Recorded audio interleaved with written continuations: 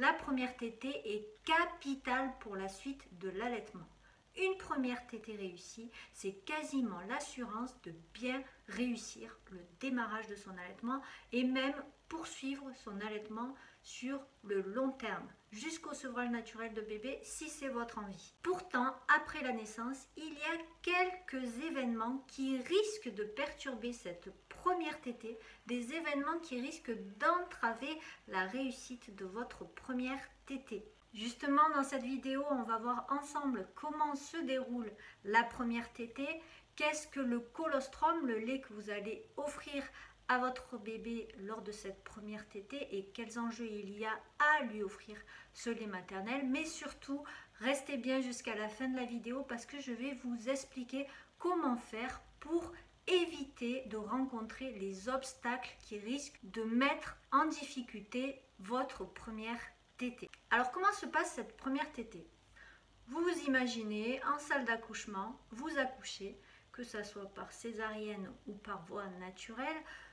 J'imagine que vous imaginez déjà la situation et vous vous voyez en train d'accoucher, le gynécologue prendre votre bébé et le poser sur votre ventre ou près de votre sein pour qu'il effectue sa première tétée. Eh bien, c'est loin d'être une garantie malheureusement parce que les protocoles hospitaliers, les routines hospitalières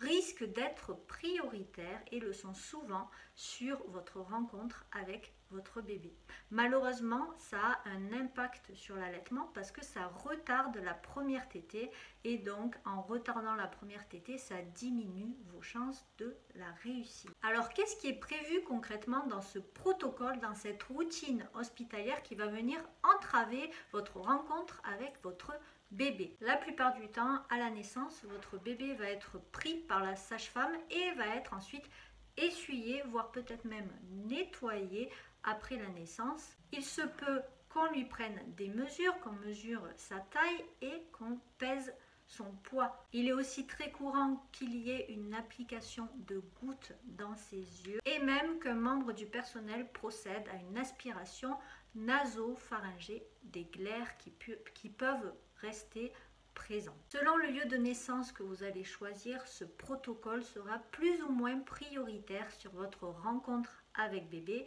et sur votre allaitement. C'est donc très important de bien choisir le lieu de votre accouchement et là on vient avec mon premier conseil, c'est de bien choisir votre lieu d'accouchement et de vous renseigner au préalable sur les conditions d'accouchement qui sont prévues sur les routines hospitalières de manière à pouvoir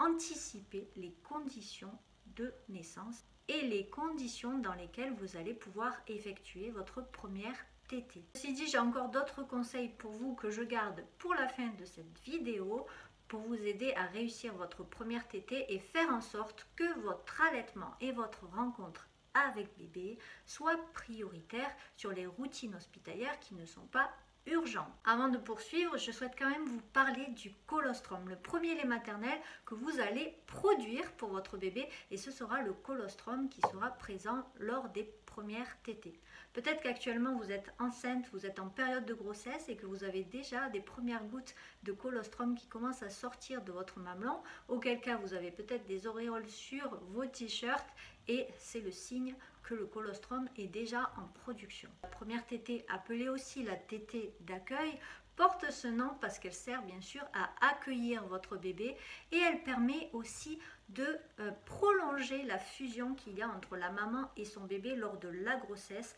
Le fait de l'allaiter permet de prolonger cette fusion parce que votre bébé est en contact contre vous et ce contact va le rassurer, va lui permettre d'être plus serein face à ce gros changement que représente la naissance et l'arrivée dans le monde du postpartum, le monde extra-utérin. Alors ce qui est génial dans le colostrum, c'est qu'il a une odeur particulière qui va attirer votre bébé naturellement vers votre mamelon pour qu'il effectue sa première tétée de manière intuitive et de manière instinctive. Le colostrum est d'ailleurs très riche, c'est un concentré de bienfaits pour votre bébé, que ce soit d'un point de vue immunologique, que ce soit d'un point de vue laxatif, car il va permettre à votre bébé de libérer le méconium, c'est-à-dire la première selle de votre bébé, mais aussi parce qu'il va assurer à votre bébé une transition douce entre le mode d'alimentation qu'il avait lorsqu'il était dans votre ventre, dans votre utérus, et son nouveau mode d'alimentation, autrement dit par la bouche, l'alimentation buccale, ce qui va être nouveau pour lui. Et donc le colostrum, comme il va répondre à tous ses besoins nutritionnels et autres besoins d'ailleurs, comme il va y répondre en petite quantité, puisque c'est un concentré très concentré, on appelle le colostrum l'or maternel, comme il va répondre aux besoins de votre bébé en petite quantité, cela va lui permettre de s'adapter progressivement à ce nouveau mode d'alimentation, d'ingérer tout ce dont il a besoin pour répondre à ses besoins nutritionnels et avoir une bonne croissance, mais aussi de pouvoir avoir du temps pour se reposer entre les tétés. Je souhaite terminer cette vidéo en vous donnant un conseil qui me semble primordial pour vous aider à réussir votre première tétée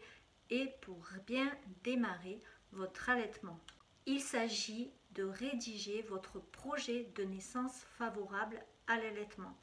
Dans votre projet de naissance, vous allez écrire que pour vous, l'allaitement est prioritaire et que votre rencontre avec votre bébé est prioritaire, qu'elle doit arriver le plus tôt possible. Donc vous expliquez dans votre projet de naissance que vous considérez qu'il y a des routines hospitalières, mais que vous souhaitez que votre allaitement soit mis en priorité sur les routines hospitalières qui peuvent être reportées à plus tard parce qu'elles ne sont pas indispensables. Alors bien sûr, il y a bien d'autres éléments à inscrire dans votre projet de naissance pour favoriser la réussite du démarrage de votre allaitement. Pour ça, vous avez à votre disposition un lien qui se trouve en dessous de la vidéo dans lequel je vous offre